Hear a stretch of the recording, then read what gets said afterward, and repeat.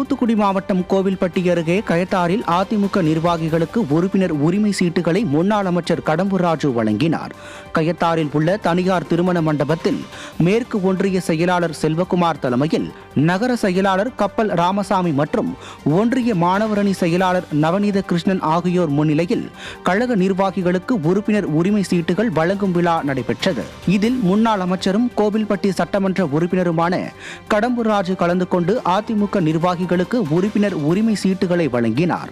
இந்நிகழ்ச்சியில் திரளான கழக நிர்வாகிகள், தொண்டர்கள் கலந்து கொண்டனர். கோவை மாவட்டம் மேட்டுப்பாளையத்தில் நடைபெற்று வரும் புத்தக திருவிழாவில் அதிமுக முன்னாள் அமைச்சர் வைகை செல்வன் பங்கேற்று சிறப்புரையாற்றினார்.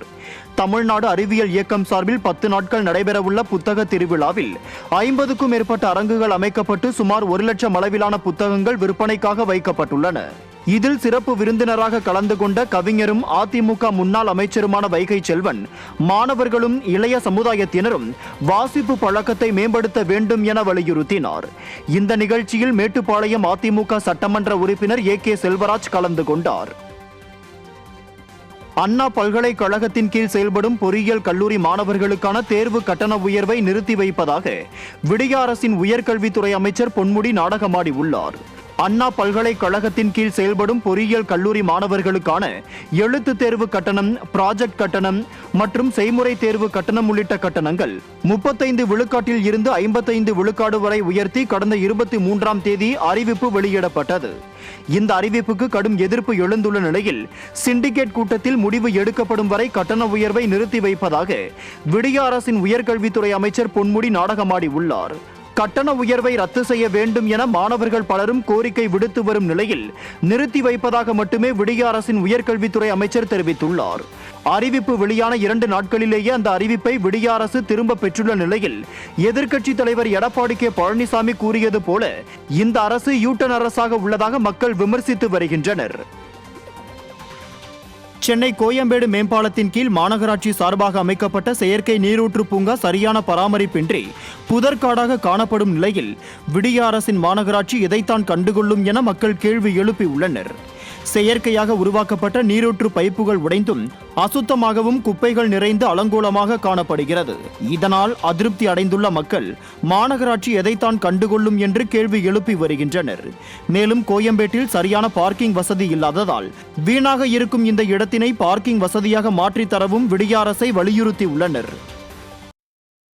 திண்டுக்கல் மாவட்டம் பழனியில் நடைபெறும் முத்தமிழ் முருகன் மாநாட்டில் பணக்காரர்களுக்கு ஒரு உணவும் ஏழைகளுக்கு உப்பு இல்லாத உணவும் வழங்கப்பட்டதாக பக்தர்கள் குற்றம் சாட்டியுள்ளனர். பழனியில் அனைத்து உலக முத்தமிழ் முருகன் மாநாட்டை விடிய அரசின் முதலமைச்சர் காணொலி காட்சி வாயிலாக தொடங்கி வைத்தார். மாநாட்டில் கலந்து கொள்ள வரும் பக்தர்களுக்கு 2 நாட்களுக்கு 3 வேளை உணவு வழங்கப்படும் என அறநிலைத்துறை சார்பில் அறிவிக்கப்பட்டு இருந்த நிலையில் நீண்ட நேரமாக உணவுக்காக காத்திருந்த பக்தர்களுக்கு காலை 10 மணிக்கே உணவு இல்லை என கூறியதால் அதிர்ச்சி அடைந்தனர். மேலும் பணக்காரர்களுக்கு வகை வகையான உணவுகளும் ஏழை எளிய மக்களுக்கு உப்பில்லாத உணவுகளும் வழங்கப்பட்டதாக பக்தர்கள் குற்றம் சாட்டியுள்ளனர்.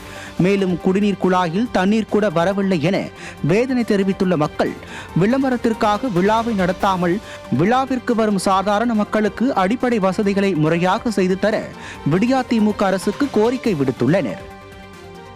அவர்களுக்கு தேவையான உணவு, நீர், மற்ற கழிப்பற வசதிகள் இதெல்லாம் சரிவர செய்து கொடுக்கல.